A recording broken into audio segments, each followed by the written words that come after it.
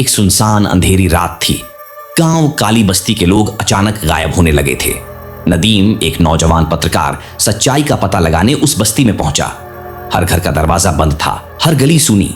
ऐसा लग रहा था जैसे यहां कभी कोई रहता ही नहीं था। तभी अचानक एक औरत की तेज चीख सुनाई दी। नदीम बिना सोचे समझे उस आवाज की तरफ भागा। वो एक छोटे से टूटे फूटे घर में घुसा। अंदर एक कांपती हुई औरत बैठी थी। उसकी आंखों में डर साफ दिख रहा था।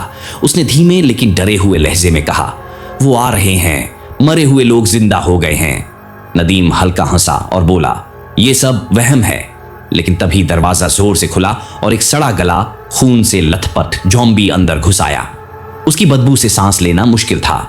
नदीम ने डरते हुए दरवाजा बंद किया और पीछे हट गया। अब पूरा घर ज़ॉम्बियों से घिर चुका था। वो किसी तरह छत पर चढ़ गया, लेकिन जैसे ही ऊपर पहुंचा, देखा कि पूरी बस्ती के कोने कोने से ज़ॉम्बी बाहर निकल रहे हैं। उनकी आंखों में प्यास थी, खून की प्यास, और चेहरों पर अजीब बिना भाव की मुस्कान।